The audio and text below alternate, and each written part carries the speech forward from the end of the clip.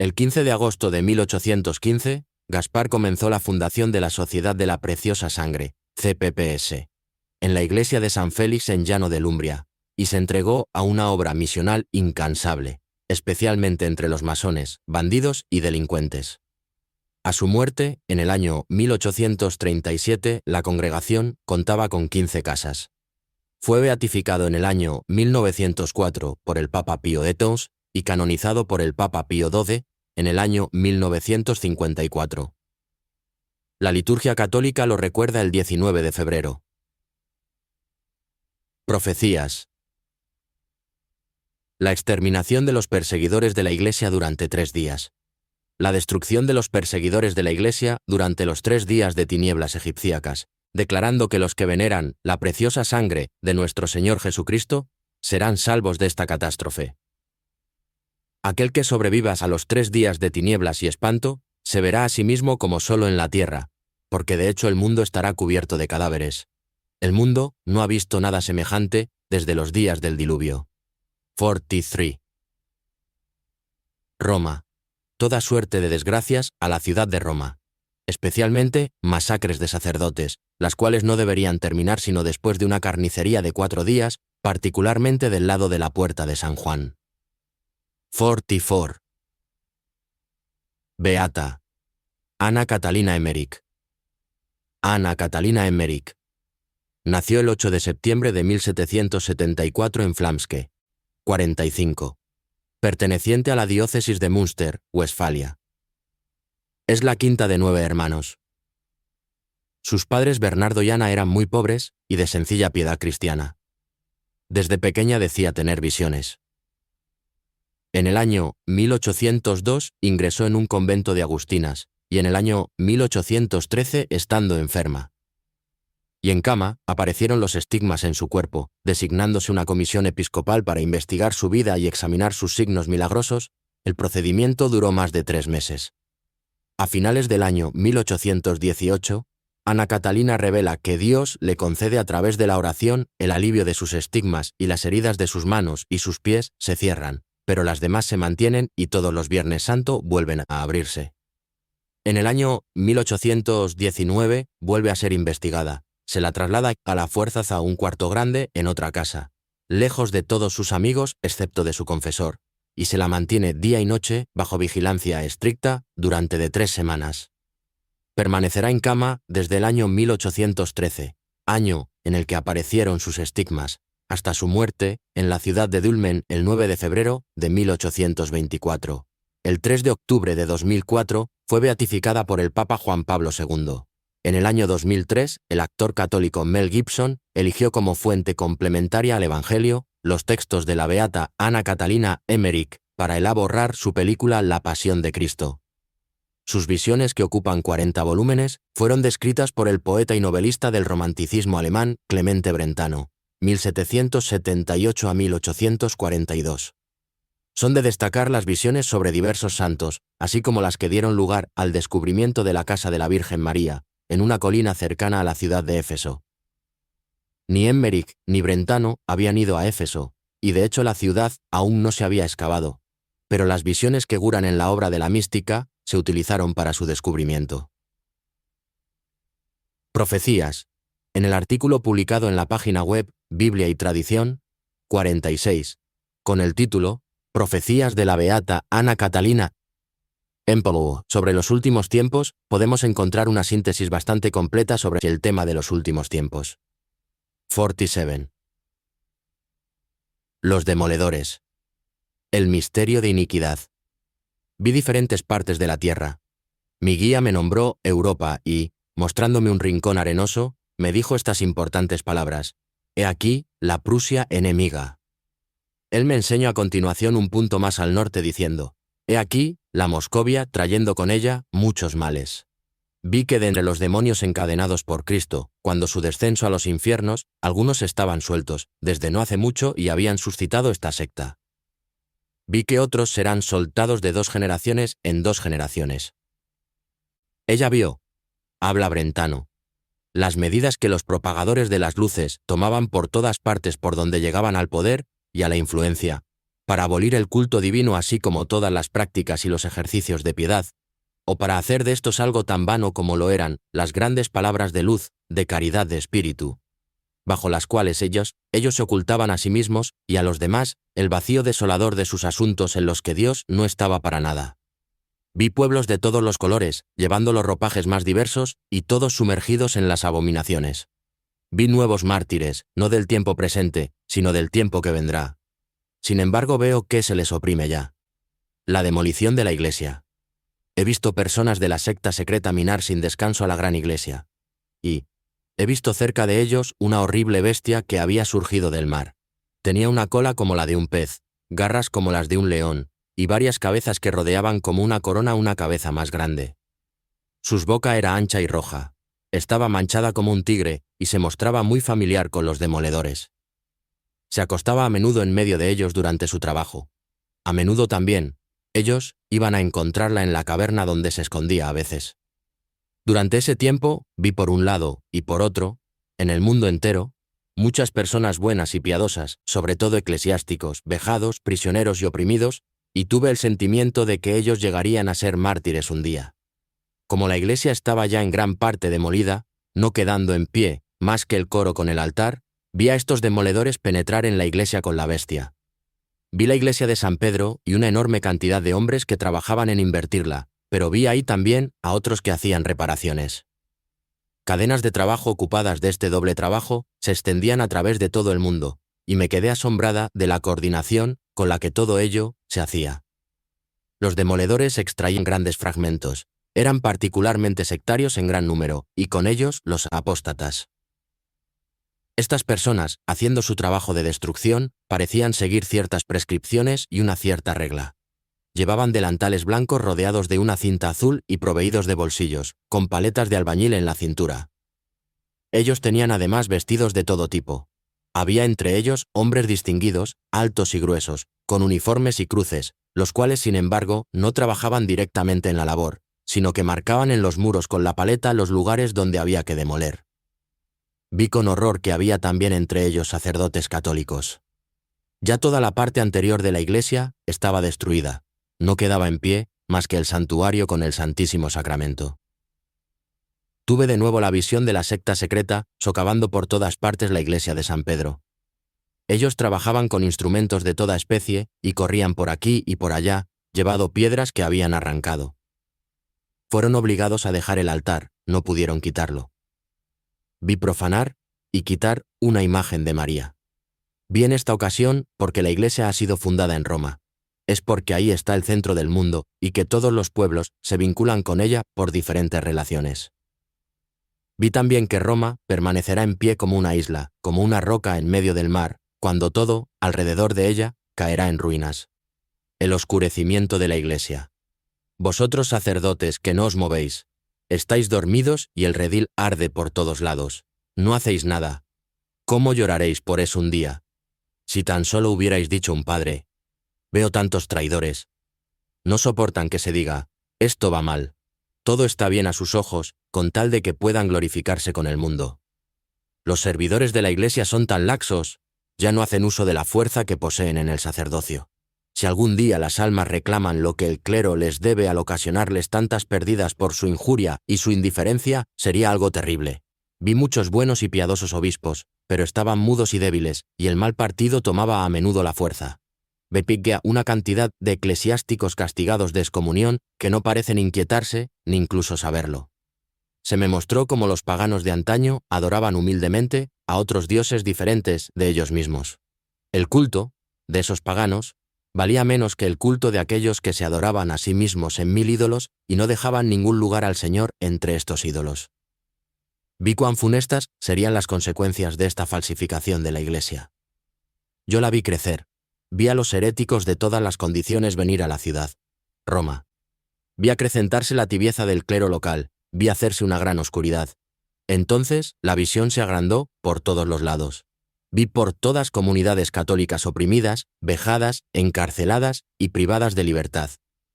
Vi muchas iglesias cerradas. Vi grandes miserias producirse por todas partes. Vi guerras y sangre vertida. Vi el pueblo salvaje e ignorante intervenir con violencia. Eso no durará mucho tiempo. De nuevo vi la visión en la que la iglesia de San Pedro era minada, siguiendo un plan hecho por la secta secreta, al mismo tiempo que era deteriorada por las tormentas. Vi la ayuda llegar en el momento de mayor angustia. La iglesia de los apóstatas. Vi la iglesia de los apóstatas crecer grandemente. Vi las tinieblas que partían de ella, repartirse alrededor, y vi muchas personas abandonar a la iglesia legítima y dirigirse hacia la otra diciendo, ahí todo es más bonito, más natural y más ordenado. Los sacerdotes dejaban que se hiciera cualquier cosa y decían la misa con mucha irreverencia. Vi en el futuro la religión caída muy bajo y conservándose únicamente, en algunos lugares, en algunos hogares y en algunas familias, que Dios ha protegido también de los desastres de la guerra. Vi construir una iglesia extraña y al revés de todas las reglas. Sin embargo, la iglesia tradicional era como un árbol lleno de savia, en comparación de la otra, que parecía un baúl lleno de objetos inanimados. La falsa iglesia. Viajaba a través de una comarca sombría y fría, y llegué a la gran ciudad, Roma. Vi allí de nuevo la gran y singular iglesia que se estaba construyendo. No había nada de santo en ella. Había en todo esto algo de orgulloso, de presuntuoso, de violento, y todo parecía tener éxito, y me era mostrado en una multitud de escenas. Todo se hacía según la razón humana. Vi que se mina y se asfixia la religión tan hábilmente que no queda apenas más que un pequeño número de sacerdotes que no estén seducidos. Sin embargo, hay 3 iglesias en las que no pueden pertrecharse. Son las de San Pedro, la de Santa María Mayor y la de San Miguel. Una gran devastación está próxima.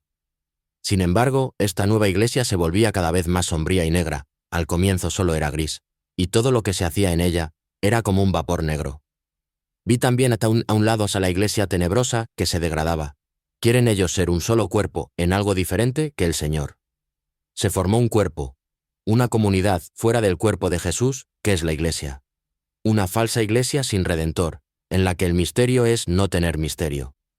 Es cuando la ciencia se ha separado de la fe cuando nace esta iglesia sin Salvador, las pretendidas buenas obras sin la fe, la comunión de los incrédulos teniendo la apariencia de virtud, en una palabra la antiiglesia, cuyo centro está ocupado por la malicia, el error, la mentira, la hipocresía, la laxitud, los artificios de todos los demonios de la época. La comunión de los profanos. Todo es, en esta falsa iglesia, fundamentalmente malo. Es la comunión de los profanos. No sé decir hasta dónde todo lo que ellos hacen es abominable, pernicioso y vano. Casi nadie de ellos conocía las tinieblas en medio de las cuales trabajaba. Todo es puro en apariencia, pero no es más que vacío. La falsa iglesia está llena de orgullo y de presunción, y con eso destruye y conduce al mal con toda clase de buenas apariencias. Su peligro está en su inocencia más aparente. Vi tantos traidores, ellos no soportan que se les diga, esto va mal. Todo está bien ante sus ojos, con tal de que puedan glorificarse con el mundo. El Papa traicionado. Vi al Papa en oración. Estaba rodeado de falsos amigos que a menudo hacían lo contrario de lo que decía. Vi al Santo Padre en una gran tribulación y una gran angustia que afectaba a la Iglesia. Le vi muy rodeado de traiciones. Ellos quieren quitar al pastor el prado que le es propio. Quieren imponer otro que deja todo en manos de los enemigos. Entonces, tomada por la cólera, ella elevaba el puño cerrado diciendo, «Alemanes bribones, escuchad, no lo conseguiréis. El pastor está en una rocalla.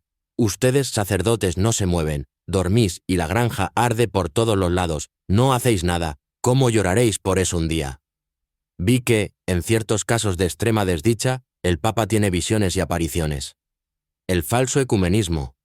Vi, por lo que creo, casi todos los obispos del mundo, pero un pequeño número solamente perfectamente sano. Vi todo lo que respecta al protestantismo tomar cada vez más poder, y la religión caer en decadencia completa. Había en Roma, incluso entre los prelados, muchas personas de sentimientos poco católicos que trabajaban para el éxito de este asunto. La fusión de las iglesias. Vi también en Alemania a eclesiásticos mundanos y protestantes iluminados manifestar deseos y formar un plan para la fusión de las confesiones religiosas y para la supresión de la autoridad papal. Y este plan tenía, en Roma misma, a sus promotores entre los prelados. Ellos construían una gran iglesia, extraña y extravagante. Todo el mundo tenía que entrar en ella para unirse y poseer allí los mismos derechos. Evangélicos, católicos, sectas de todo tipo. lo que debía ser una verdadera comunión de los profanos, donde no habría más que un pastor y un rebaño. Tenía que haber también un papa, pero que no poseyera nada y fuera asalariado. Todo estaba preparado de antemano y muchas cosas estaban ya hechas, pero en el lugar del altar no había más que desolación y abominación. Profanación de la Eucaristía. Vi muy a menudo a Jesús mismo, cruelmente inmolado sobre el altar por la celebración indigna y criminal de los santos misterios. Vi ante los sacerdotes sacrílegos la santa hostia reposar sobre un altar como un niño Jesús vivo, que ellos cortaban en trozos con la patena y que martirizaban horriblemente. Su misa, aunque realizando realmente el santo sacrificio, me parecía como un horrible asesinato. La devoción al Santísimo Sacramento caería completamente en decadencia y el sacramento mismo en el olvido. Veo los enemigos del Santísimo Sacramento que cierran las iglesias e impiden que se le adore, acercarse a un terrible castigo. Yo los veo enfermos y en el lecho de muerte, sin sacerdote y sin sacramento. La bendición descuidada. Como el Señor ha instituido el sacerdocio y le ha transmitido el poder de bendecir, me es necesario languidecer y consumirme en el deseo de recibir la bendición. Todo en la Iglesia no hace más que un solo cuerpo. El rechazo de una parte hace que la otra quede afectada. El celibato de los sacerdotes. He sido conducida hacia un rebaño, en una de las extremidades del campo de la casa de bodas. Entre los corderos que lo componían, había muchos malos carneros que deterioraban el rebaño golpeándolo con sus cuernos. Se me ordenó poner aparte a los carneros malos. Esto era muy desagradable y muy penoso para mí, ya que yo no podía distinguirlos bien de los otros. La anarquía de la Iglesia. No hay más que una Iglesia, la Iglesia Católica Romana, y cuando no quedare sobre la tierra más que un católico, éste constituiría la Iglesia, una, universal, es decir, católica, la Iglesia de Jesucristo, contra la cual las puertas del infierno no prevalecerán. El conocimiento de la grandeza y de la magnificencia de esta Iglesia, en la cual los sacramentos son conservados con toda su virtud y su santidad inviolable, es desgraciadamente una cosa rara en nuestros días, incluso entre los sacerdotes. Ninguna desviación lleva a consecuencias tan desastrosas, y es tan difícil de curar como este orgullo del espíritu, por consecuencia del cual el hombre pecador pretende llegar a la suprema unión con Dios sin pasar por el camino laborioso de la penitencia, sin practicar incluso las primeras y las más necesarias de las virtudes cristianas, y sin otra guía que el sentimiento íntimo y la luz que da al alma la certeza infalible que Cristo opera en ella. Jesús, Jesús, Jesús. Jesús les habló de diferentes sectas religiosas que existían entonces, y que él las describió como sepulcros blanqueados y llenos de la corrupción más espantosa. El tiempo del anticristo no está tan próximo como algunos creen. Habrá todavía algunos precursores. He visto en 2 ciudades doctores, de cuya escuela podrían salir estos precursores. Ella vio el cese del sacrificio en la época del anticristo. El hedonismo y la cruz.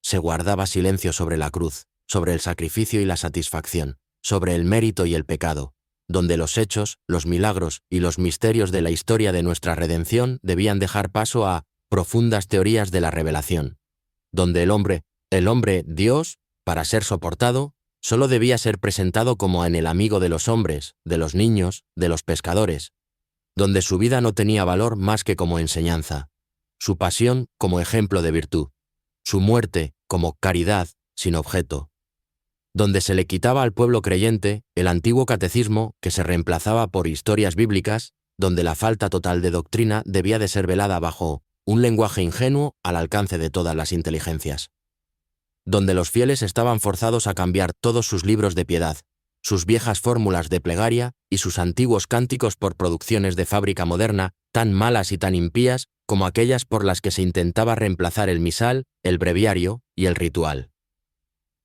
No es solamente para los incrédulos y los enemigos de Dios que combatían a la Santa Iglesia con todas las armas de la violencia y de la astucia, que la cruz era una locura y un escándalo, sino que, al margen de los hombres que no querían renegar de la fe en Jesucristo, uno se asustaba del número de aquellos que comprendían todavía el testimonio del Príncipe de los Apóstoles.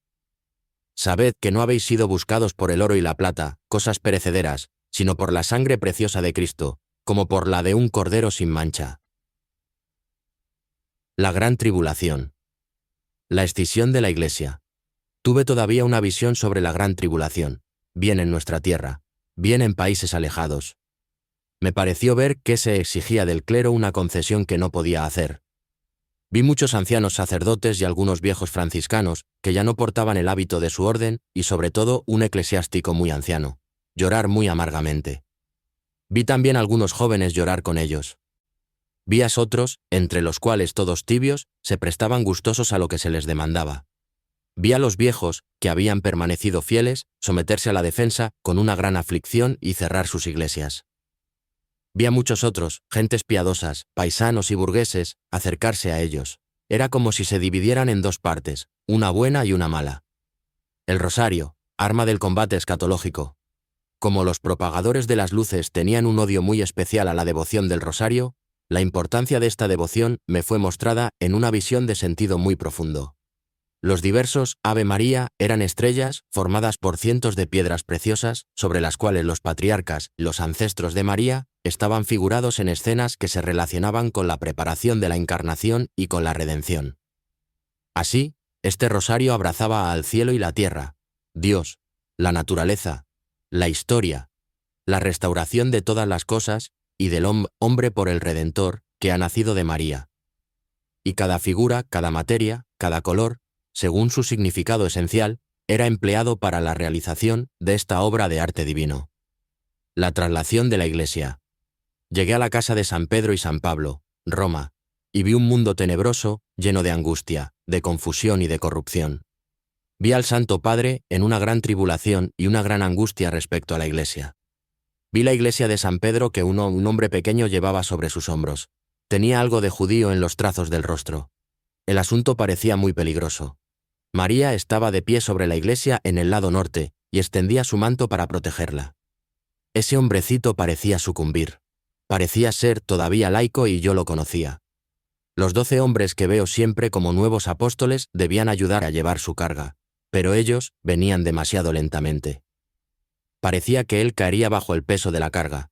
Entonces, finalmente, llegaron todos ellos, se pusieron debajo y numerosos ángeles vinieron en su ayuda. Eran solamente los cimientos y la parte posterior de la iglesia, el coro y el altar. Todo el resto había sido demolido por la secta y por los servidores de la iglesia mismos.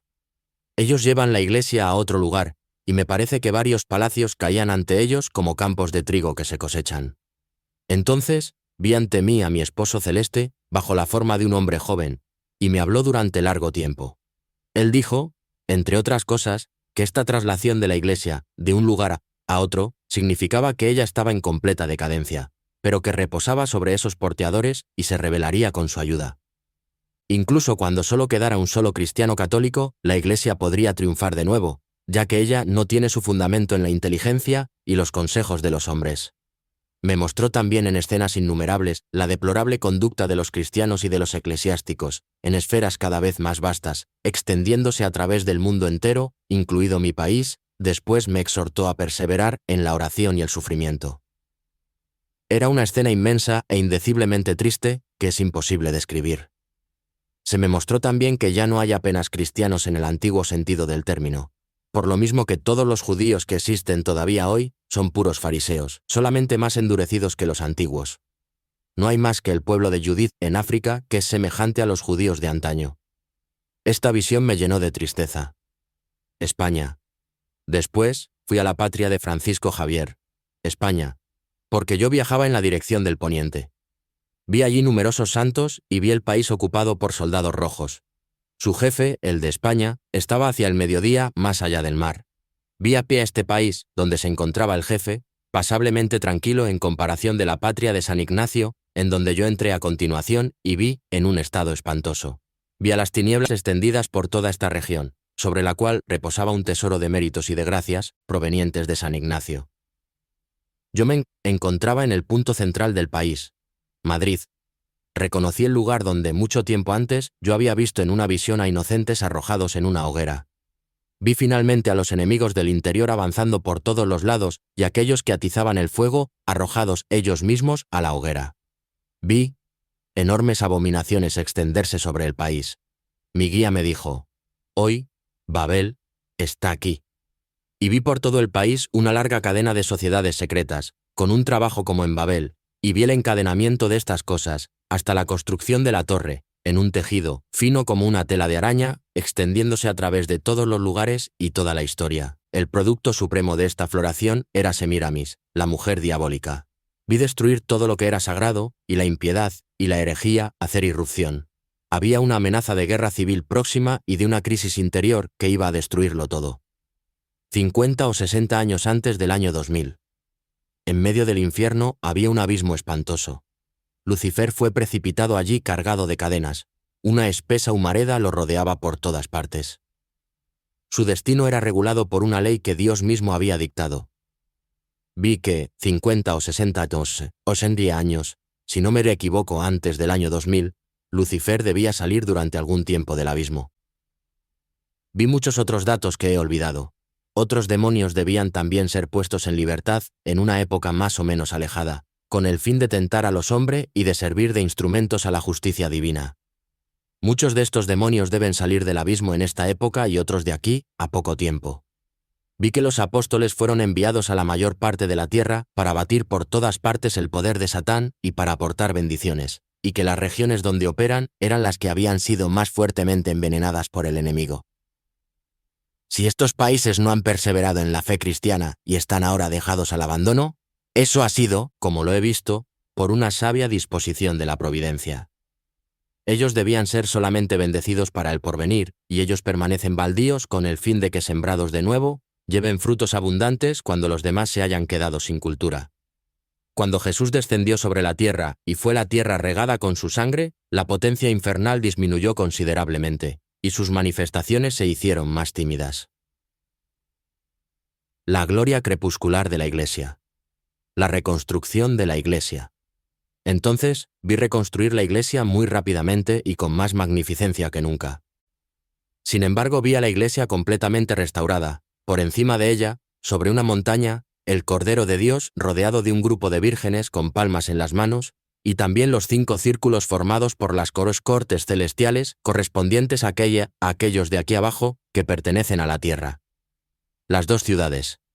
Vi, en 2 esferas opuestas, al imperio de Satán y al imperio del Salvador. Vi la ciudad de Satán y una mujer, la prostituta de Babilonia, con sus profetas y sus profetisas, sus taumaturgos y sus apóstoles. Ahí todo era rico, brillante, magnífico, comparado con el imperio del Salvador. Vi allí a reyes, emperadores, sacerdotes magníficamente vestidos y subidos en carrozas. Satán tenía un trono magnífico. Al mismo tiempo, vi el imperio del Salvador, pobre y apenas visible sobre la tierra, sumergido en el luto y la desolación. La Iglesia me fue presentada a la vez bajo los rasgos de la Virgen y bajo los del Salvador en la cruz, cuyo costado entreabierto parecía indicar al pecador el asilo de la gracia. María, protectora de la Iglesia. Vi por encima de la Iglesia muy disminuida, una mujer majestuosamente vestida con un manto azul cielo que se situaba a lo lejos, portando una corona de estrellas sobre la cabeza. Vi también que la ayuda llegaba en el momento de más desolación. Vi de nuevo a la Santa Virgen subir a la Iglesia y extender su manto. Cuando tuve esta última visión, no vi al Papa actual, vi uno de sus sucesores, le vi a la vez suave y severo. Él sabía atraerse a los buenos sacerdotes y expulsar a los malos. Vi todo renovarse y una Iglesia que se elevaba hasta el cielo. El combate de San Miguel. Ya toda la parte anterior de la Iglesia se había derrumbado. No quedaba de pie más que el santuario con el Santísimo Sacramento. La Iglesia estaba completamente roja de sangre como el ángel, San Miguel. Y se me dijo que ella sería lavada en la sangre. Cuando el ángel descendió de lo alto de la Iglesia, vi por encima de él en el cielo una gran cruz luminosa a la cual el Salvador estaba ligado. De sus cicatrices surgían haces de rayos resplandecientes que se extendían sobre el mundo. Tuve entonces la visión de una inmensa batalla. Toda la planicie estaba cubierta de una gran humo. Había bosquecillos llenos de soldados de donde surgían continuamente. Era un lugar bajo. Se veían grandes ciudades en la lejanía. Vi a San Miguel descender con una numerosa tropa de ángeles y separar a los combatientes. Pero esto no llegará más que cuando todo parezca perdido. Un jefe invocará a San Miguel y entonces la victoria descenderá. La mujer fuerte. Muy malos tiempos van a venir, me dijo él. Los no católicos seducirán a muchas personas y buscarán por todos los medios imaginables quitarle todo a la Iglesia. Seguirá de ello una gran confusión. La Virgen fue armada de la cabeza a los pies. Reconocí varias de las personas que daban su ayuda y vi con sorpresa que establecimientos enteros y grandes y sabios personajes no proveían nada, mientras que las piezas importantes de la armadura provenían de gentes pobres y de pequeña condición. Vi la batalla. Los enemigos eran infinitamente más numerosos, pero la pequeña tropa fiel abatía a filas enteras. Era una guerra terrible. Al final, no quedó más que una pequeña tropa de líderes de la buena causa, los cuales tuvieron la victoria. La purificación. He visto, estos días, cosas maravillosas en torno a la Iglesia. La Iglesia de San Pedro estaba casi enteramente destruida por la secta, pero los trabajos de la secta fueron también destruidos y todo lo que les pertenecía, sus delantales y sus pertrechos, fueron quemados por el verdugo en una plaza marcada de infamia. Era solamente cuero de caballo y la hediondez era tan grande que me puso enferma. He visto en esta visión a la Madre de Dios trabajar de tal manera para la Iglesia que mi devoción hacia ella todavía se incrementó más. La renovación de la Iglesia. En la Iglesia se vio operar una reconciliación acompañada de testimonios de humildad. Vi a los obispos y pastores aproximarse unos a otros y cambiar sus libros. Las sectas reconocían a la Iglesia, a su maravillosa victoria y a las claridades de la revelación que ellas habían visto con sus ojos irradiar sobre ella. Estas claridades venían de los rayos del surtidor que San Juan había hecho brotar del lago de la montaña de los profetas. Cuando vi esta reunión, sentí una profunda impresión de la proximidad del reino de Dios. Sentí un esplendor y una vida superior manifestarse en toda la naturaleza y una santa emoción embargar a todos los hombres, como en los tiempos cuando el nacimiento del Señor estaba próximo, y sentí de tal manera la cercanía del reino de Dios que me sentí forzada a correr a su encuentro y a dar gritos de alegría. Vi una gran fiesta en la Iglesia que, tras la victoria conseguida, irradiaba como el sol. Vi un nuevo Papa austero y muy enérgico. Vi, antes del comienzo de la fiesta, muchos obispos y pastores expulsados por él a causa de su maldad. Vi a los santos apóstoles tomar una parte muy especial en la celebración de esta fiesta en la Iglesia. Vi entonces, muy cerca de su realización, la plegaria. Venga a nosotros tu reino. Me parecía ver jardines celestes, brillantes de luz, descender de arriba, reunirse en la tierra, en lugares donde el fuego estaba encendido, y bañar todo lo que está por debajo en una luz primordial. Vi al sacerdocio y a las órdenes religiosas renovarse tras una larga decadencia. Me parecía que una masa de personas piadosas había surgido y que todo salía de ellos y se desarrollaba. La vuelta a la unidad cristiana. El Papa no estaba en la Iglesia. Estaba oculto. Creo que aquellos que estaban en la Iglesia no sabían dónde estaba. No sé si él rezaba o estaba muerto. Fuera, alrededor de la Iglesia, vi llegar muchos judíos que querían entrar, pero que no lo podían hacer todavía. Al final, aquellos que no habían entrado al comienzo llegaron, formando una multitud innumerable. Pero vi entonces el libro cerrarse de golpe, como bajo el impulso de un poder sobrenatural.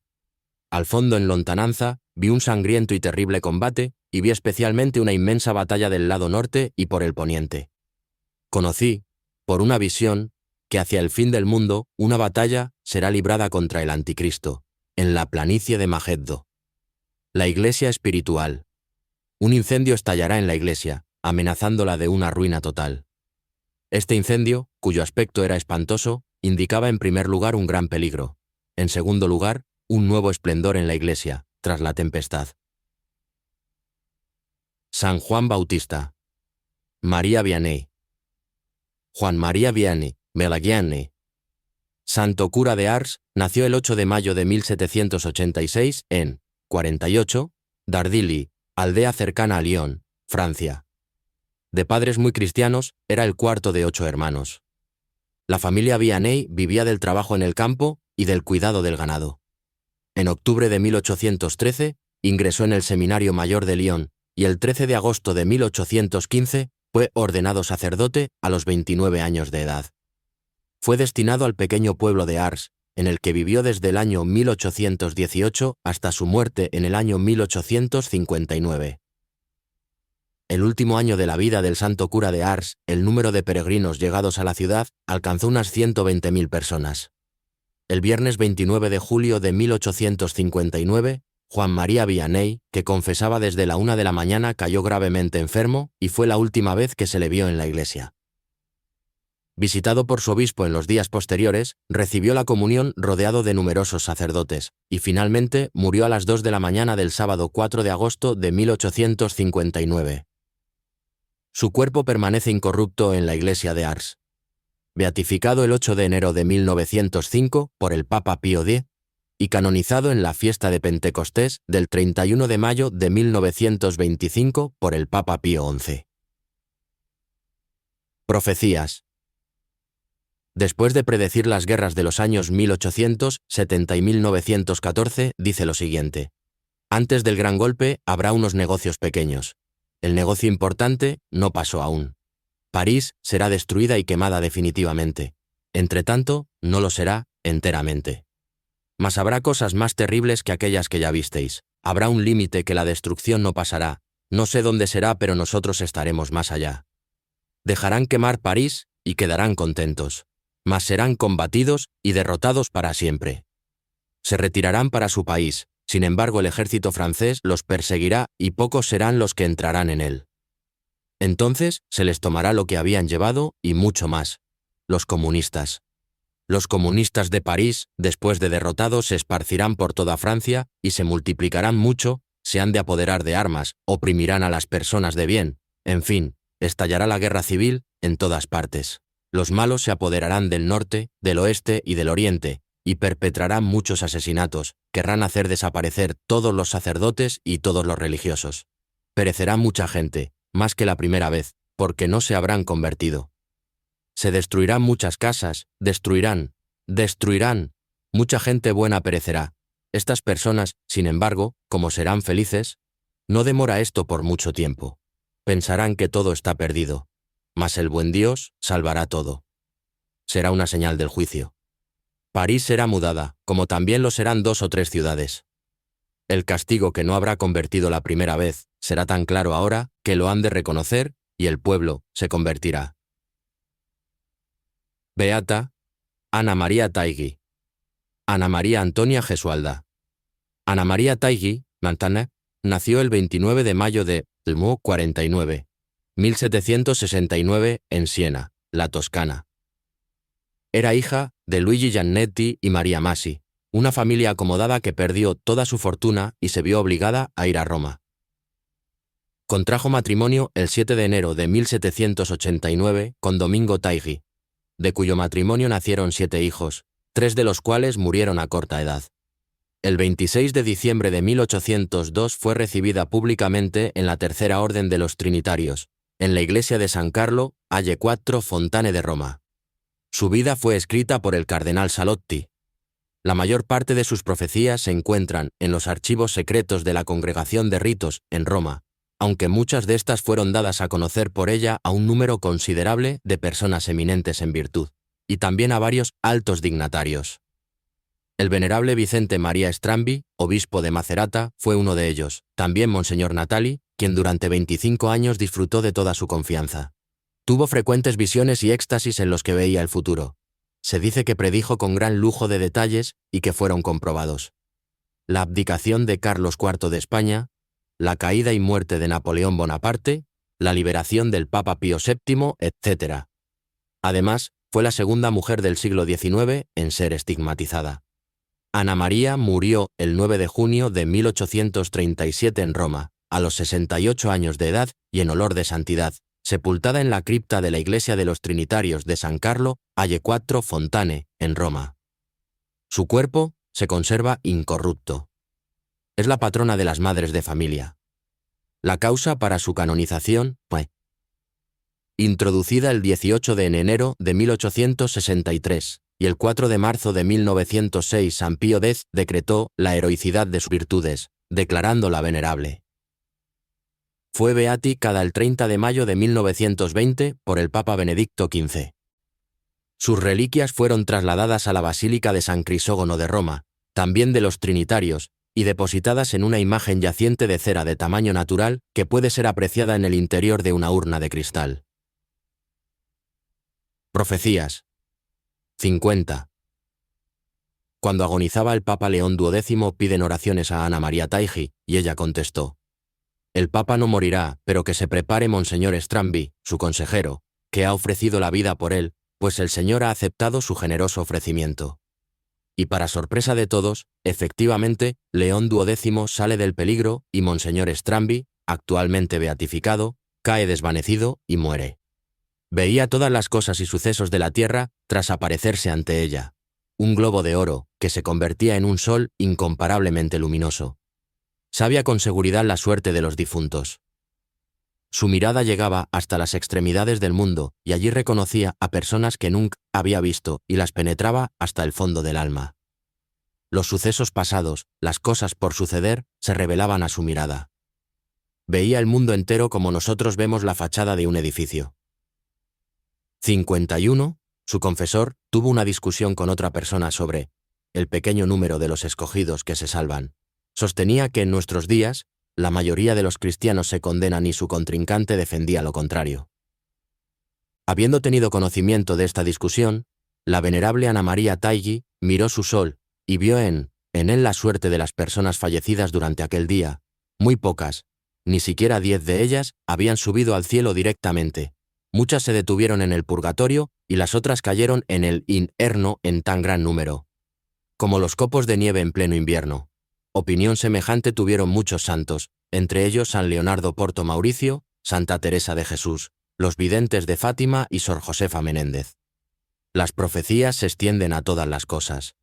Yo he hecho por ti, le dice nuestro Señor, lo que no he hecho todavía por ningún otro de mis servidores, al concederte un don que ninguno de ellos poseyó jamás. Su mirada profética abarca hasta la llegada del Anticristo. La profecía del castigo. El 31 de agosto de 1816, oye de nuestro Señor: «Oh Roma, Roma, hijos criminales, ¿ignoráis el bien que os hice? Tomo nota de vuestra respuesta. Pero cuando mi Padre Celestial dé la orden, amada mía, verás cómo terminará Roma. Sabe que ahora caen como la nieve las almas en el infierno, que lloren y sollocen amargamente. No se puede llamar ya a Roma la Santa. Tú los ves, lo ves claramente con tus propios ojos. Viven como bestias. Los hombres no buscan aquí abajo más que el lujo, placeres y satisfacciones. Y se dejan llevar de toda clase de deseos culpables. Y muchos se me quejan todavía de no poder llevar el peso de sus miserias. Pero si yo pudiera hablarte, quisiera abrirte mi corazón, me vengaré en ellos». Según el cardenal Sayotti, que tuvo acceso a todas las actas del proceso de beatificación, nuestro Señor le mostró las tramas de las fuerzas secretas contra el alto clero.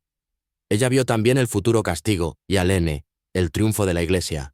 Dios quiere purgar la tierra y su Iglesia, para lo cual está preparando una plantación nueva de almas desconocidas que operarán grandes y sorprendentes milagros. Los castigos de la tierra serán mitigados, los del cielo serán universales y espantosos. 5 años antes de la muerte de Pío VI, refiere Monseñor Natali, me describió la gran prueba en preparación. Las revoluciones se abatirán sobre Roma. Los desastres disminuirán por las satisfacciones de los santos. La cizaña será arrancada, y luego la mano de Dios volverá a imponer orden allí, donde será impotente el esfuerzo humano.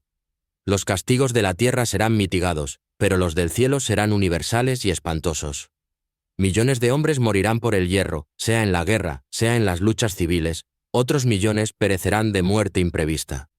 Después, naciones enteras volverán a la unidad de la Iglesia. Muchos turcos, paganos, judíos serán convertidos y su fervor llenará de confusión a los antiguos cristianos. En una palabra, me decía que el Señor quería limpiar el mundo y su Iglesia, para lo cual preparaba un renacimiento milagroso, el triunfo de su misericordia. También describió la visión de la tierra rodeada de llamas, cubierta por tinieblas, que luego será especificada por la profecía de los 3 días de oscuridad. La misma visión se presentará muchas veces a la beata. Ve a la tierra rodeada de llamas. La cubren las tinieblas, se hunden numerosos edificios, la tierra y el cielo parecen agonizar. La prueba es seguida de un renacimiento universal. Y todo esto ocurrirá cuando parezca que la Iglesia ha perdido todos los medios humanos de hacer frente a las persecuciones. 52. No obstante, ve un día que el sol se abre y da paso a torrentes de sangre, mientras la Virgen intercede para detener los castigos preparados. símbolo de las grandes crisis mediante las cuales Dios iba a purificar a la Iglesia. Parece desencadenarse un espantoso ciclón, el cielo arde, tiembla la tierra, se vislumbran pestes, revoluciones, revueltas, matanzas, batallas, negros aeróstatos recorren el cielo, cubriendo la tierra de fuego y de tinieblas. 53. En el proceso de la beatificación de la venerable Anna Maria Taigi, publicado en la Analecta Juris Pontifici, leemos lo que sigue dispuesto bajo juramento por el cardenal Pedicini. Un día Ana María, mientras derramaba un torrente de lágrimas, oró y ofreció sus acciones y sufrimientos por la conversión de los pecadores, por la destrucción del pecado y para que Dios sea conocido y amado por todos los hombres. Entonces, Dios le manifestó los horribles pecados de personas de toda condición, y cómo él se sintió gravemente ofendido. Al ver esto, la sierva de Dios experimentó un dolor profundo y suspirando exclamó: «Oh amado Señor, ¿cuál es el remedio para este desastre?». Jesucristo contestó: «Hija mía, mi esposa la Iglesia, mi Padre y yo mismo deberemos remediar todo. Después del castigo, los que han de sobrevivir tendrán que comportarse bien». En este punto ella vio innumerables conversiones de herejes, quienes volvían al seno de la Iglesia. Vio también la edificante conducta de sus vidas, así como la de todos los otros católicos. La profecía de los 3 días de oscuridad. Ana Maria Taigi profetizó para nuestros tiempos sobre los 3 días de oscuridad. Dios enviará 2 castigos, uno en forma de guerra, revoluciones y peligros, originados en la tierra, y otro enviado desde el cielo. Vendrá sobre la tierra una oscuridad total que durará 3 días y 3 noches. Nada será visible y el aire se volverá pestilente, nocivo y dañará, pero solo a los enemigos de la religión. Durante los 3 días de tinieblas, la luz artificial será imposible. Solo las velas benditas arderán. Los fieles deben permanecer en sus casas rezando el Santo Rosario y pidiendo a Dios misericordia. Los malos perecerán en toda la tierra durante esta oscuridad universal, con excepción de algunos pocos que se convertirán. En otra visión vio la tierra envuelta en llamas, hundiéndose numerosos edificios. La tierra y el cielo parecía que estaban agonizando. Millones de hombres morirán por el hierro, unos en guerras, otros en luchas civiles. Millones perecerán en los 3 días de tinieblas. Después de purificar al mundo y a su Iglesia, y de arrancar de cuajo toda la mala hierba, nuestro Señor operará un renacimiento milagroso. Los cirios benditos preservarán de la muerte, así como las oraciones a la Santa Virgen y a los ángeles. Tinieblas pestilentes, pobladas de visiones horrorosas, envolverán la tierra durante 3 días. Los demonios aparecerán bajo toda suerte de formas horribles. Quien quiera que abra la ventana por curiosidad y mire afuera, o bien salga de la casa, caerá muerto en el acto. En estos días todos deben quedar en su casa, recitando el rosario e implorando la misericordia divina. La venida de San Pedro y San Pablo. Después de las tinieblas, San Pedro y San Pablo descenderán de los cielos, predicarán en todo el universo y designarán al Papa. Una gran luz saldrá de su persona e irá a posar sobre el cardenal futuro Papa. San Miguel Arcángel, apareciendo, entonces, sobre la tierra bajo forma humana, tendrá al demonio encadenado hasta la época de la predicación del Anticristo. En ese tiempo, la religión extenderá su imperio unus pastor. Los rusos serán convertidos, así como los ingleses y la China, y el pueblo estará en júbilo contemplando el triunfo brillante de la Iglesia. Venerable Padre Bernardo. Maria Clausi. Vincenzo Maria Clausi nació el 26 de noviembre de 1789 en San Sisto, 54, dei Valdesi, provincia de Cosenza, Italia.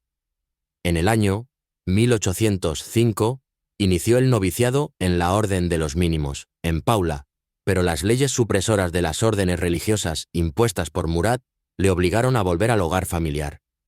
Siguió estudiando y fue ordenado sacerdote secular y enviado como coadjutor a la parroquia de su pueblo natal, pasando a ser cura ecónomo de la misma.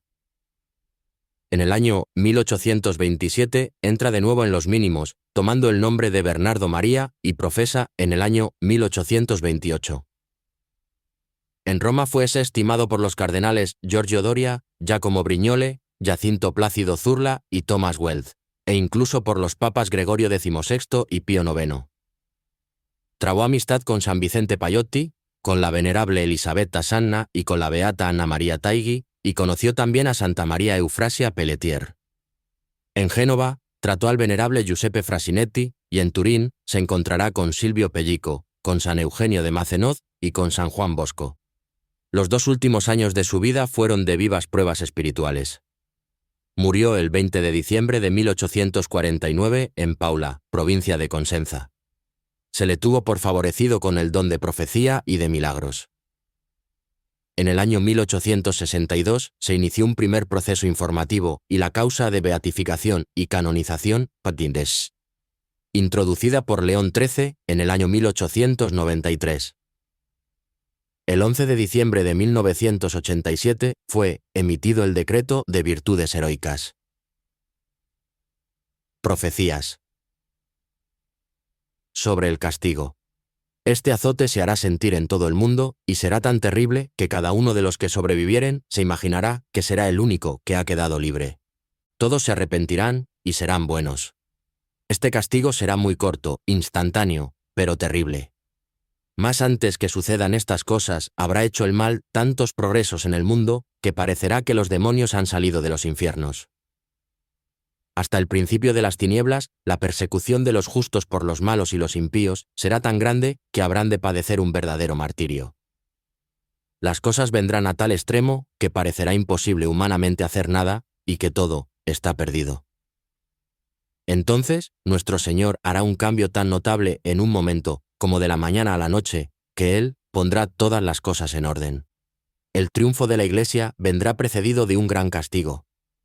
Será un nuevo castigo y principalmente contra los impíos, que serán juzgados y castigados. Serán muchos más los que sucumbirán a él que los que se verán libres. Y enseguida vendrá el gran triunfo de la Santa Iglesia y el reinado del amor fraternal. Dichoso aquel que viva en tan venturosos días. 55. San Juan Bosco, Giovanni Bosco, Don Bosco, San Juan Bosco, nació el 16 de agosto de 56. 1815, en un pequeño caserío de Castelnuovo d'Asti, en el Piamonte, provincia de Turín, Italia. Era el menor de los hijos de un campesino piamontés que murió cuando él tenía apenas 2 años y medio, y la madre Margarita, muy pobre, debió luchar mucho para sacar adelante a sus hijos. Ordenado sacerdote en el año 1841. Fundó el Oratorio de San Francisco de Sales en el año 1842 y en el año 1851 establece las bases de la Congregación de los Sacerdotes de San Francisco de Sales o Salesianos, que fue aprobada en el año 1860. Su rama femenina es el Instituto de Hijas de María Auxiliadora. Ambas instituciones fueron dedicadas a la enseñanza de los niños pobres. Murió en la madrugada del 31 de enero de 1888 en Turín, a la edad de 72 años.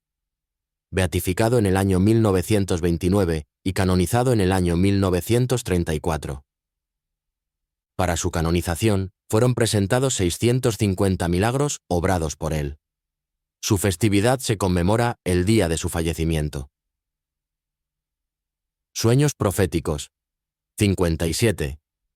San Juan Bosco informó al Papa Pío IX de que llegará un día en que una luz brillante resplandecerá en el cielo, en pleno fragor de una batalla. En ese instante, el Papa y sus servidores abandonarán el Vaticano pasando por una plaza cubierta de muertos y heridos.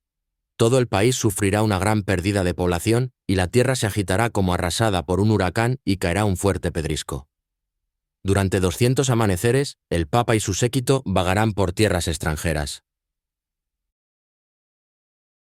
El sueño sobre las 2 columnas. El 26 de mayo de 1862, Don Bosco había prometido a sus jóvenes que les narraría algo muy agradable en los últimos días del mes. El 30 de mayo por la noche les contó una parábola o semejanza, según él quiso denominarla. Os quiero contar un sueño. Es cierto que el que sueña no razona.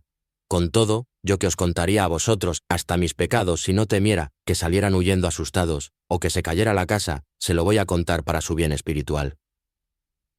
Este sueño lo tuve hace algunos días. Figúrense que están conmigo a la orilla del mar, o mejor, sobre un escollo aislado, desde el cual no ven más tierra que la que tienen debajo de los pies, topiés. En toda aquella superficie líquida se ve una multitud incontable de naves dispuestas en orden de batalla, cuyas proas terminan en un afilado espolón de hierro, a modo de lanza, que hiere y traspasa todo aquello contra lo cual llega a chocar. Dichas naves están armadas de cañones, cargadas de fusiles y de armas de diferentes clases, de material incendiario y también de libros, y se dirigen contra otra embarcación mucho más grande y más alta, intentando clavarle el espolón, incendiarla o al menos hacerle el mayor daño posible. A esta majestuosa nave, provista de todo, hacen escolta numerosas navecillas que de ella reciben las órdenes, realizando las oportunas maniobras para defenderse de la flota enemiga. El viento le es adverso y la agitación del mar favorece a los enemigos. En medio de la inmensidad del mar se levantan, sobre las olas, dos robustas columnas, muy altas, poco distante la una de la otra. Sobre una de ellas campea la estatua de la Virgen Inmaculada, a cuyos pies se ve un amplio cartel con esta inscripción: Auxilium Christianorum. Sobre la otra columna, que es mucho más alta y más gruesa, hay una hostia de tamaño proporcionado al pedestal y debajo de ella otro cartel con estas palabras: Salus Credentium. El comandante supremo de la nave mayor, que es el romano pontífice, al apreciar el furor de los enemigos y la situación apurada en que se encuentran sus leales, piensa en convocar a su alrededor a los pilotos de las naves subalternas para celebrar consejo y decidir la conducta a seguir. Todos los pilotos suben a la nave capitaneada y se congregan alrededor del Papa. Celebran consejo, pero al comprobar que el viento arrecia cada vez más y que la tempestad es cada vez más violenta, son enviados a tomar nuevamente el mando de sus naves respectivas. Restablecida por un momento la calma, el Papa reúne por segunda vez a los pilotos, mientras la nave capitana continúa su curso. Pero la borrasca se torna nuevamente espantosa. El pontífice empuña el timón y todos sus esfuerzos van encaminados a dirigir la nave hacia el espacio existente entre aquellas dos columnas, de cuya parte superior todo en redondo penden numerosas áncoras y gruesas argollas unidas a robustas cadenas. Las naves enemigas dispónense todas a asaltarla, haciendo lo posible por detener su marcha y por hundirla. Unas con los escritos, otras con los libros, con materiales incendiarios de los que cuentan gran abundancia. Materiales que intentan arrojar a bordo. Otras con los cañones, con los fusiles, con los espolones. El combate se toma cada vez más encarnizado. Las proas enemigas chocan contra ella violentamente, pero sus esfuerzos y su ímpetu resultan inútiles. En vano reanudan el ataque y gastan energías y municiones. La gigantesca nave prosigue segura y serena su camino. A veces sucede que por efecto de las acometidas de que se le hace objeto, muestra en sus flancos una larga y profunda hendidura. Pero apenas producido el daño, sopla un viento suave de las dos columnas y las vías de agua se cierran y las brechas desaparecen. Disparan entre tanto los cañones de los asaltantes y al hacerlo revientan, se rompen los fusiles, lo mismo que las demás armas y espolones. Muchas naves se abren y se hunden en el mar. Entonces, los enemigos, encendidos de furor, comienzan a luchar, empleando el arma corta, las manos, los puños, las injurias, las blasfemias, maldiciones, y así continúa el combate. Cuando he aquí que el Papa cae herido gravemente. Inmediatamente, los que le acompañan acuden a ayudarle y le levantan.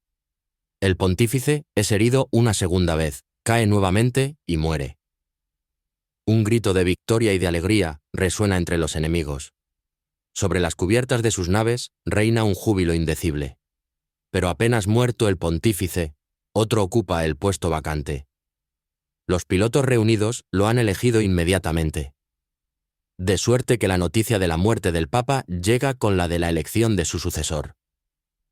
Los enemigos comienzan a desanimarse. El nuevo pontífice, venciendo y superando todos los obstáculos, guía la nave hacia las dos columnas, y al llegar al espacio comprendido entre ambas, la amarra con una cadena que pende de la proa a un áncora de la columna que ostenta la hostia. Y con otra cadena que pende la popa la sujeta de la parte opuesta a otra áncora colgada de la columna que sirve de pedestal a la Virgen Inmaculada. Entonces se produce una gran confusión. Todas las naves que hasta aquel momento habían luchado contra la embarcación capitaneada por el Papa, se dan a la huida, se dispersan, chocan entre sí y se destruyen mutuamente. Unas al hundirse procuran hundir a las demás. Otras navecillas que han combatido valerosamente a las órdenes del Papa son las primeras en llegar a las columnas donde quedan amarradas. Otras naves, que por miedo al combate se habían retirado y que se encuentran muy distantes, continúan observando prudentemente los acontecimientos, hasta que, al desaparecer en los abismos del mar los restos de las naves destruidas, bogan aceleradamente hacia las dos columnas, llegando a las cuales se aseguran a los garfios pendientes de las mismas, y allí permanecen tranquilas y seguras, en compañía de la nave capitana, ocupada por el Papa. En el mar reina una calma absoluta.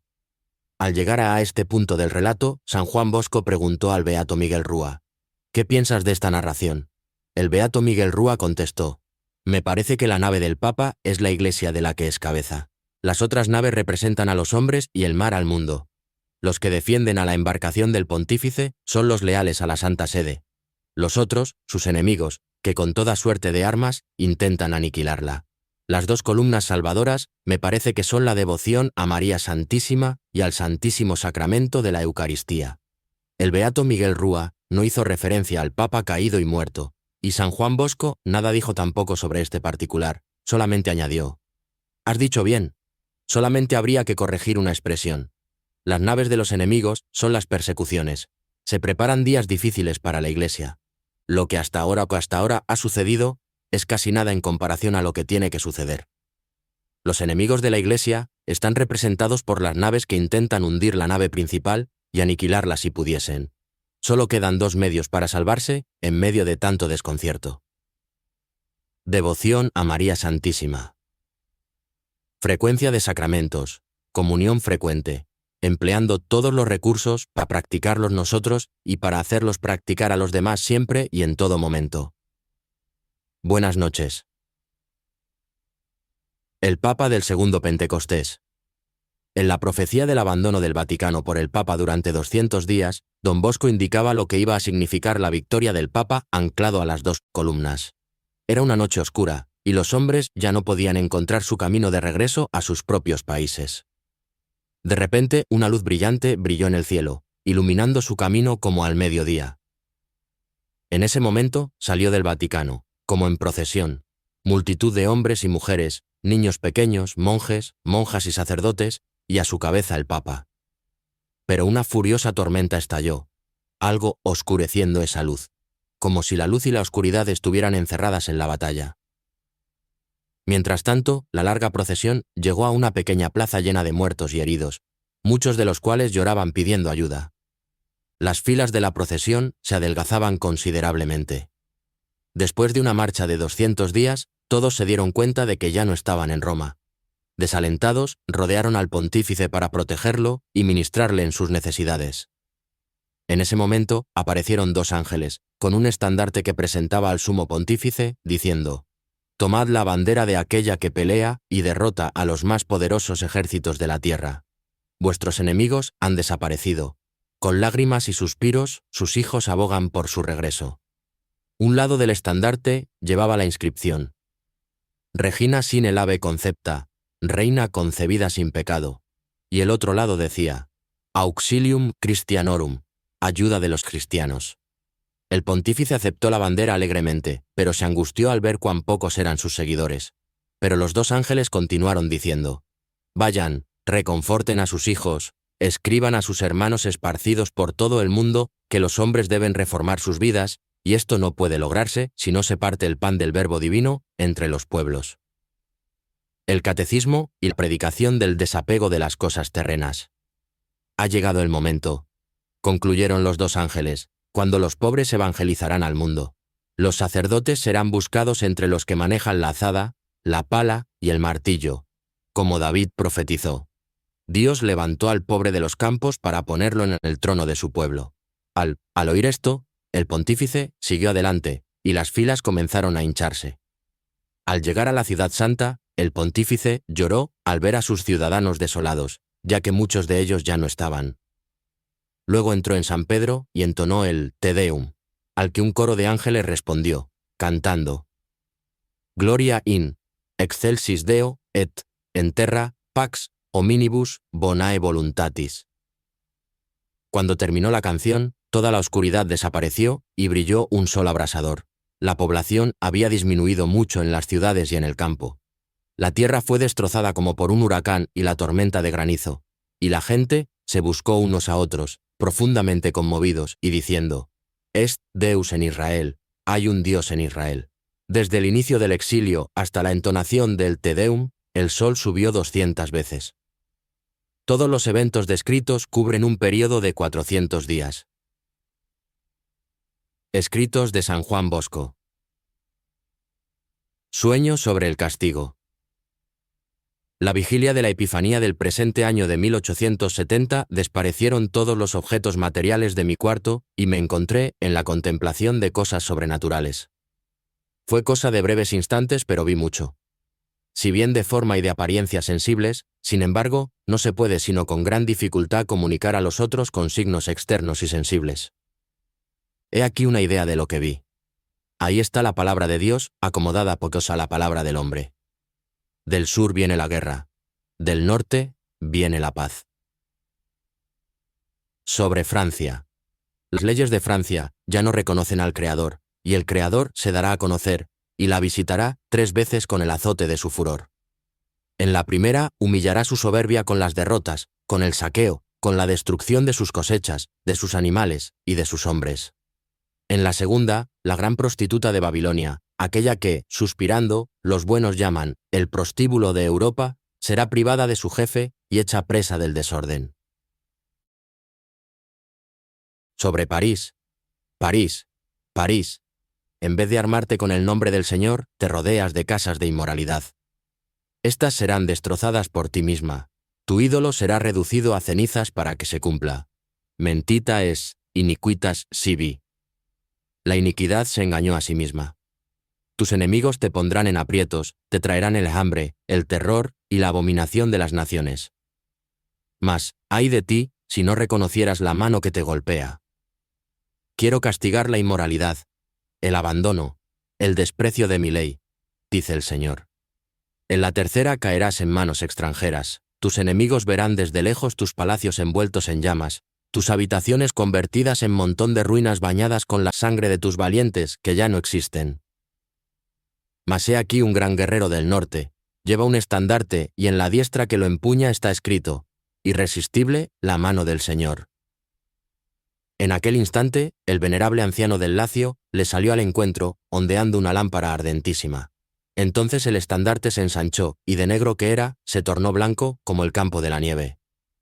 En medio del estandarte, con caracteres de oro, estaba escrito el nombre de aquel que todo lo puede. El guerrero con los suyos hizo una profunda reverencia al anciano y se estrecharon la mano. Al Papa. Ahora la voz del cielo se dirige al pastor de los pastores. Tú estás en la gran conferencia con tus asesores, pero el enemigo del bien no se da un momento de reposo. Estudia y pone en práctica contra ti todas las artes. Sembrará discordia entre tus asesores, suscitará enemigos entre mis hijos. Las potencias del siglo vomitarán fuego y querrían que las palabras fuesen sofocadas en la garganta de los defensores de mi ley. Esto no se verá. Se harán el mal a sí mismos. Tú apresúrate. Si las dificultades no se resuelven, trúncalas. Si te hallas en apuros, no te detengas. Continúa hasta que se haya cortado la cabeza a la hidra del error. Este golpe hará temblar la tierra y el infierno, pero el mundo estará a salvo, y todos los buenos se alegrarán. Reúne por tanto contigo, aunque no sean más que 2, los asesores, pero donde quiera que fueres, continúa y termina la obra que te ha sido encomendada. Los días corren veloces, tus años se acercan al número determinado, pero la gran reina será siempre tu ayuda, y como en tiempos pasados, así en el porvenir será magnum et singulare, in ecclesia praesidium. Sobre Italia. Mas tú, Italia, tierra de bendiciones, ¿quién te ha puesto en desolación? No digas que los enemigos, sino tus amigos. ¿No oyes que tus hijos piden el pan de la fe y no encuentran quién se lo parta? ¿Qué haré? Golpearé a los pastores, dispersaré el rebaño, para los que se sientan en la cátedra de Moisés busquen buenos pastos, y la grey escuche dócilmente y sea paciente. Pero sobre el rebaño y sobre los pastores pesará mi mano. La carestía, la peste, la guerra, harán que las madres lloren la sangre de sus hijos y de sus maridos muertos en tierra enemiga. Sobre Roma. Y de ti, oh Roma, ¿qué será? Roma ingrata, Roma afeminada, Roma soberbia. Has llegado al punto que no buscas ni admiras en tu soberano más que el lujo, olvidando que tu gloria y la suya está sobre el Gólgota. Ahora, él está viejo, achacoso, inerme, despojado de todo. Sin embargo, con su esclava palabra, todavía hace temblar el mundo. Roma, yo vendré 4 veces sobre ti. En la primera castigaré la tierra y tus habitantes. En la segunda llegará la ruina y el exterminio hasta tus murallas. ¿Todavía no abres los ojos? Vendré la tercera vez, y destruiré las defensas y los defensores, y al dominio del Padre sucederá el reino del terror, del espanto y de la desolación. Pero mis sabios huyen, mi ley es todavía pisoteada, por eso te haré la 4ª visita. ¡Ay de ti! Si mi ley es todavía para ti un nombre vano. Se darán prevaricaciones entre los doctos y los ignorantes. Tu sangre, y la sangre de tus hijos, lavará las manchas que tú infieres a la ley de tu Dios. La guerra, la peste, el hambre, serán los flagelos con que será castigada la soberbia y la malicia de los hombres. ¿Dónde están, oh ricos, vuestra magnificencia, vuestras villas, vuestros palacios? Convertidos sean en la basura de las plazas y de las calles. Pero vosotros sacerdotes, ¿por qué no corréis a llorar entre el vestíbulo y el altar, pidiendo que cesen los castigos?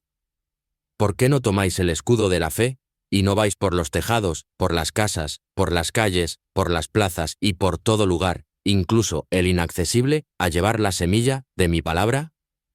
¿Ignoráis qué es la terrible espada de 2 filos que abate a mis enemigos y rompe la ira de Dios y de los hombres? Estas cosas deberán venir inexorablemente una después de la otra. Pero la augusta Reina de los cielos está presente. El poder de Dios está en sus manos. Disipa como niebla a sus enemigos. El venerado anciano está revestido de todas sus antiguas vestiduras. Sobrevendrá todavía un violento huracán. El sueño del caballo rojo. Sobre el comunismo. Este sueño lo tuvo el 6 de julio de 1862. Vio aparecer un caballo rojo enorme, del tamaño de una montaña. Infundía terror, dicha bestia de orejas tiesas, cara horrorosa, tenía mucha gente encima, que le salían alas, que invadía a tierra, y exclamé, ¿pero esto es un demonio? Después de este sueño, pensó mucho sobre el significado del mismo y estudió el Apocalipsis. El santo llegó a la conclusión de que ese caballo rojo significaba la democracia sectaria que, rabiando contra la Iglesia y contra el orden, avanzaba conjurando contra el orden social y subvertiéndolo todo, sin detenerse a su paso. Que se impone a los gobiernos, a las escuelas, a los tribunales, a los municipios, a todo, y que corre desolada, llegando a sus consecuencias extremas, pero desgraciadamente lógicas.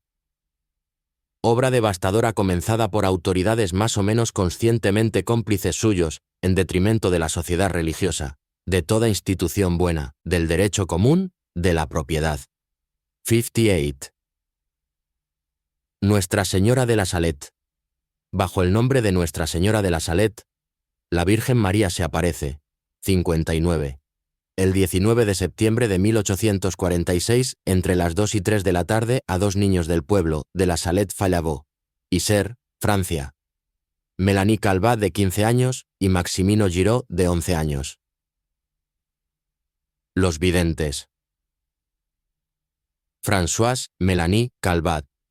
Nació el 7 de noviembre 1831 en Cors, departamento de Isère, Francia, y murió a los 73 años de edad en olor de santidad el 15 de diciembre 1904 en Altamura, provincia de Bari, Italia. En 1922, el padre Lepidi, O.P., señor del Sacro Palacio, aprobó una solicitud para obtener su beatificación.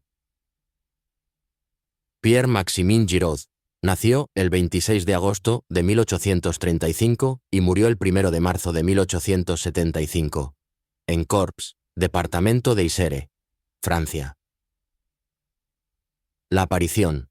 Los niños relataron cómo el sábado 19 de septiembre de 1846, hacia las 3 de la tarde, en una montaña cercana al pueblo alpino de la Salet Fallavaux, vieron aparecer dentro de una luz resplandeciente, más brillante que el sol, una bella dama en llanto que se dirige a ellos. Primero sentada y llorando con la cabeza entre las manos, la bella dama se levanta y habla largamente en francés y en patois, dialecto, del occitano. La lengua de los niños. Les explica que llora por la impiedad imperante en la sociedad y los insta a renunciar a dos pecados graves que se habían hecho muy comunes: la blasfemia y no tomarse el domingo como día de descanso y de asistencia a la misa. Toda la luz con la que se presenta y que envuelve completamente a los tres viene de un gran crucijo que lleva sobre el pecho, crucijo circundado de un martillo y unas tenazas. La bella dama lleva sobre los hombros una cadena y al lado unas rosas. Su cabeza, su cintura y sus pies están también rodeados de rosas, y va vestida de blanco con un chal rubí y un delantal dorado. Al nal la bella dama sube por una pendiente y desaparece entre la luz. Predice castigos que se darán si la gente no cambia, y promete la clemencia divina a los que cambien. Finalmente pide a los niños que recen, hagan penitencia y divulguen su mensaje. Después de 5 años de investigación, el obispo de Grenoble, Philibert de Bruyères, reconoce la autenticidad de la aparición y el Papa Pío IX aprobó la aparición y la devoción a Nuestra Señora de la Salette. El secreto. El 25 de septiembre del 1846, la Virgen entregó a cada niño un secreto, pero les dijo que no lo comentaran ni lo contaran hasta el año 1858, momento en el que deberían revelarlo. El entregado a Maximin Giraud nunca fue revelado públicamente por el Vaticano.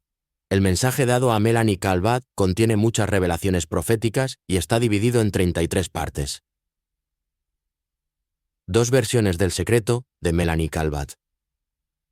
Existen 2 versiones del secreto de Melanie. Una escrita por ella misma en el año 1851 y la otra publicada por la misma autora en el año 1879 en Lecce, Italia, con la aprobación y el imprimatur del obispo de esa ciudad. En el año 1922 fue dado a conocer en su totalidad por el Vaticano este último secreto, pero no se incluyó la aprobación del mismo, ya que fue divulgado posteriormente. Una viva polémica surgió con motivo del secreto publicado en el año 1879, poniendo en duda que fuera el mismo que se comunicó a Pío IX en el año 1851. La opinión de algunos autores, persuadidos de que debía distinguirse entre la vidente del año 1846 y la vidente del año 1879, ya que en el año 1879 habría tenido acceso a la lectura de libros apocalípticos y sobre la existencia de los Illuminati. Como Roma no se pronunció, el conicto continuó entre las 2 facciones, y la mayoría de los defensores del texto publicado en el año 1879 sufrieron la censura de sus obispos.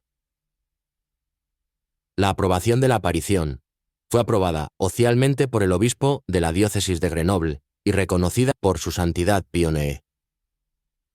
El 19 de septiembre de 1851, Monseñor Filiberto de Bruyères, obispo ordinario de la diócesis de Grenoble, a la que pertenece la aldea de la Salette, publicó un decreto en el que, entre otras cosas, decía: «Juzgamos que la aparición de la Santísima Virgen a 2 pastores el 19 de septiembre de 1846, en la parroquia de la Salette, arciprestazgo de Corps, presenta todas las características de verdadera y los fieles tienen fundamento para creerla como indudable y cierta.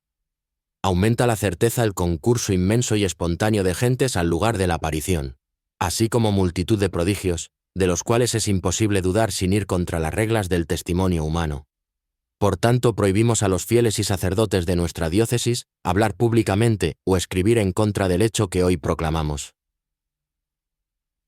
Archivos encontrados por el sacerdote Michel Courteville en el Vaticano. En el año 1999, y de forma inesperada, el sacerdote francés Michel Courteville encontró en los archivos del Vaticano una caja con los documentos oficiales de las apariciones de Nuestra Señora de la Salette, septiembre de 1846, perdidos hacía mucho tiempo. Fue así que pudo defender con éxito su tesis sobre dicho tema en la Facultad de Teología Angelicum de la Orden Dominica en Roma, y posteriormente escribir un libro en colaboración con el padre René Laurentin. 60. El descubrimiento despertó un gran interés en el mundo católico, dado que aunque aprobado por el Papa Pío IX, el mensaje de la Salette había provocado en su momento una reacción violenta por parte de los enemigos de la Iglesia y también en medios católicos liberales, al punto que se difundieron falsos mensajes. La confusión generada motivó que en el año 1915 la Santa Sede prohibiera la publicación de toda versión del mensaje, aunque de ninguna manera desalentaba la devoción a Nuestra Señora de la Salette. La revista Cruzada ofreció a sus lectores las partes principales de la redacción del mensaje de la Salette, hecha por uno de los videntes. El considerado más completo por el padre Corteville es el dado por la pastorcita Melanie Clavat. El secreto de Melanie Calvat, escrito para Pío IX, en 1851. Texto escrito por Melanie Calvat. El 6 de julio 1851 y entregado a Pío IX el 18 de julio del mismo año, tal como se encontró casualmente en Roma. Secreto que me dio la Santísima Virgen de la Montaña de la Salette. El 19 de septiembre de 1851. 1886. Melanie, te diré algo, pero no se lo digas a nadie. El tiempo de la ira de Dios ha llegado. Sí. Después de que hayas dicho al pueblo lo que acabo de decirte y lo que todavía voy a decirte, sí, después de eso no se convierte. Si no hacemos penitencia, y si seguimos trabajando el domingo, y si seguimos blasfemando del santo nombre de Dios, en una palabra, si la faz de la tierra no cambia, Dios hará venganza contra pueblo desagradecido y esclavo del diablo. Mi hijo va a hacer estallar su poder. París, esta ciudad manchada con todo tipo de crímenes, perecerá infaliblemente. Marsella será destruida en un breve tiempo. Cuando esto suceda, habrá en la tierra un completo desorden, un completo caos. El mundo será abandonado a sus pasiones impías. El Papa será perseguido desde todas partes, dispararán sobre él. Onluí, tirera de sus, querrán matarlo, pero no podrán. El vicario de Dios triunfará de nuevo una vez más. Los sacerdotes y religiosas, y los verdaderos siervos de mi Hijo serán perseguidos, y muchos morirán por la fe de Jesucristo. Habrá una hambruna en aquel tiempo. Después de que hayan llegado estas cosas, mucha gente reconocerá la mano de Dios sobre ellos, se convertirá, y hará penitencia por sus pecados.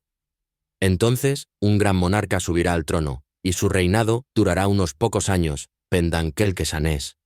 La religión florecerá de nuevo, se extenderá por toda la tierra, y la fertilidad será grande. El mundo satisfecho por no faltarle nada volverá a sus desórdenes, se olvidará de Dios y se entregará a pasiones criminales. Entre los ministros de Dios y las esposas de Jesucristo, habrá quienes se entreguen al desorden, y esto será lo más terrible. En fin, un infierno reinará sobre la tierra.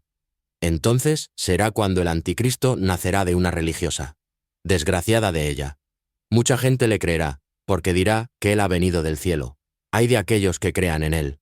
El tiempo no está lejos, esto va a suceder sin haber pasado 2 veces 50 años.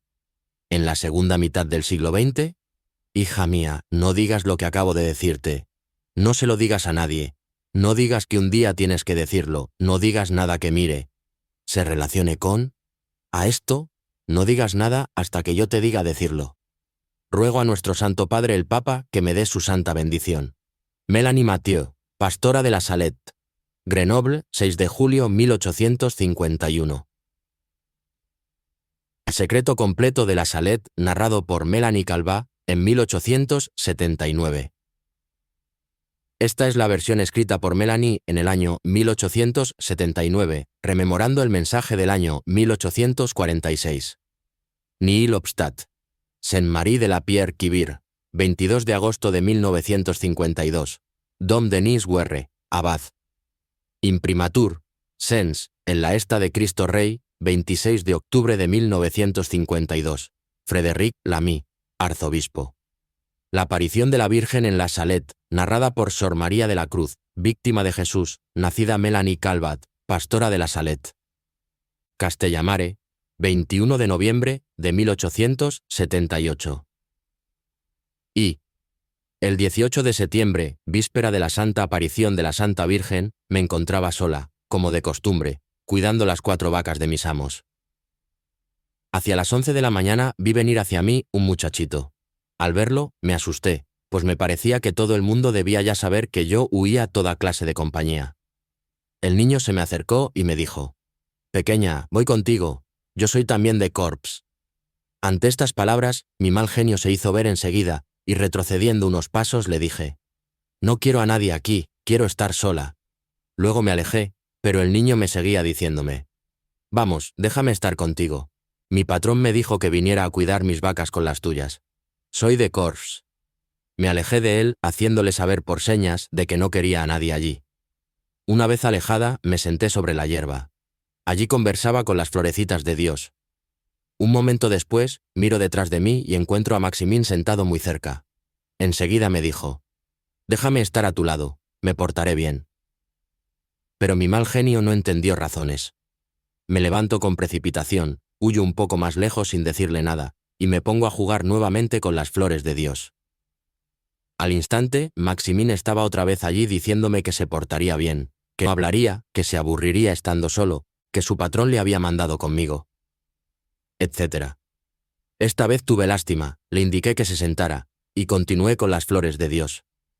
Maximín no tardó en romper el silencio. Se puso a reír. Creo que se burlaba de mí. Lo miro y me dice: «Divirtámonos, juguemos a algo». No le contesté nada, pues yo era tan ignorante que, habiendo estado siempre sola, no comprendía nada acerca de jugar con otra persona. Me entretenía sola con las flores y Maximín, acercándose a mi lado, no dejaba de reírse, diciéndome que las flores no tenían orejas para oírme y que debíamos jugar juntos. Pero a mí no me gustaba el juego que me proponía. Sin embargo, empecé a hablarle, y él me dijo que pronto iban a terminar los 10 días que debía pasar con su patrón y que luego iría a Corps, a casa de su padre, etc. Mientras me hablaba, se oyó la campana de la Salet. Era el Ángelus. Con un gesto le indiqué a Maximín que elevara su alma a Dios. Se descubrió la cabeza y guardó silencio por un momento. Luego le dije: «¿Quieres comer?» «Sí», me dijo. «Vamos, nos sentamos». Saqué de mi bolsa las provisiones que me habían dado mis patrones y, según mi costumbre, antes de cortar mi pequeño pan redondo, hice una cruz sobre él con la punta de mi cuchillo y un agujerito en el medio, diciendo: «Si el diablo está allí, que salga; si Dios está allí, allí se quede». Y rápido, muy rápido, recubrí el agujerito. Maximín lanzó una carcajada y dio un puntapié a mi pan que se escapó de entre mis manos, rodó hasta el fondo de la montaña y se perdió. Yo tenía otro pedazo de pan, lo comimos juntos. Después, jugamos. Luego, dándome cuenta que Maximín debía tener necesidad de comer, le señalé un lugar de la montaña cubierto de pequeños frutos. Le aconsejé comer algunos, cosa que hizo de inmediato. Comió y trajo su gorra llena. Al anochecer, bajamos juntos la montaña y nos prometimos volver a cuidar juntos nuestras vacas. Al día siguiente, 19 de septiembre, me encuentro caminando nuevamente con Maximín. Trepamos juntos la montaña. Encontraba a Maximín muy bueno, muy simple, y hablaba con gusto de lo que yo quería hablar. Era también muy dócil, sin aferrarse a su sentimiento. Solo era un poco curioso, pues, cuando yo me alejaba de él, en cuanto me veía detenerme, corría rápidamente a ver lo que hacía y oír lo que decía a las flores de Dios, y si no llegaba a tiempo, me preguntaba qué había dicho. Maximín me dijo que le enseñara un juego. La mañana estaba avanzada. Le dije que juntáramos flores para hacer el paraíso. Nos pusimos los dos a la obra. Pronto tuvimos una buena cantidad de flores de distintos colores. Se oyó el Ángelus de la villa, pues el cielo estaba sereno y sin nubes. Después de haber dicho a Dios lo que sabíamos, le dije a Maximín que debíamos llevar nuestras vacas a un pequeño terreno, cerca de una pequeña barranca donde habría piedras para construir el paraíso. Llevamos nuestras vacas al lugar señalado y enseguida hicimos nuestra pequeña cena. Luego, nos pusimos a llevar las piedras y a construir nuestra casita, que consistía en una planta baja que se decía nuestra habitación, y luego un piso encima, que era, según nosotros, el paraíso. Este piso estaba todo adornado de flores de distintos colores con coronas suspendidas de tallos de flores. El paraíso estaba cubierto por una sola y ancha piedra que habíamos recubierto de flores. Habíamos colgado también coronas a su alrededor. Terminado el paraíso, lo contemplamos. Nos vino el sueño. Nos alejamos 2 pasos de allí y nos dormimos sobre la hierba. Sin hacerlo caer, la bella señora se sienta sobre nuestro paraíso. Al despertarme y no ver nuestras vacas, llamo a Maximín y trepo el pequeño montículo. Habiendo visto que nuestras vacas estaban tranquilamente recostadas, yo bajaba de allí y Maximín subía, cuando, de pronto, veo una bella luz más brillante que el sol, y apenas he podido decir estas palabras. Maximín, ¿ves, allá? ¡Ah! Dios mío. Al mismo tiempo, dejó caer el bastón que tenía en la mano. No sé qué de delicioso acontecía en mí, en ese momento, pero yo me sentía atraída, sentía un gran respeto lleno de amor, y mi corazón hubiera querido correr más rápido que yo.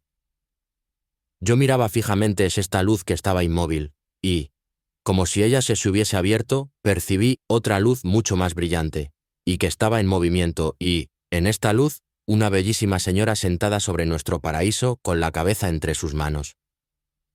Esta bella señora se ha levantado, ha cruzado un poco sus brazos, y mirándonos, nos ha dicho: «Acercaos, hijitos míos, no tengáis temor, estoy aquí para anunciaros una gran noticia». Estas dulces y suaves palabras me hicieron volar hacia ella, y mi corazón hubiese querido estrecharse a ella para siempre. Habiendo llegado muy cerca de la bella señora, frente a ella, a su derecha, comienza ella. Su discurso, y también las lágrimas, comienzan a correr de sus bellos ojos. Si mi pueblo no quiere someterse, estoy forzada a dejar libre la mano de mi hijo. Es tan grave y pesada que no puedo retenerla más. ¿Hace cuánto tiempo que sufro por vosotros? Si quiero que mi hijo no os abandone, debo rogarle sin pausa. Y en cuanto a vosotros, no hacéis caso de ello. Por más que roguéis, por más que hagáis, jamás podréis recompensar la pena que me he tomado por vosotros. Os he dado 6 días para trabajar, me he reservado el 7º, y no se quiere acordármelo. Esto es lo que hace tan pesado el brazo de mi hijo. Los que conducen los carros no saben hablar sin introducir el nombre de mi hijo en sus juramentos. Son ambas cosas lo que hacen tan pesado el brazo de mi hijo. Si la cosecha se echa a perder, solo es a causa de vosotros. Os lo he hecho ver el año pasado con las papas. Vosotros no habéis hecho caso de ello. Al contrario, cuando encontrabais las echadas a perder,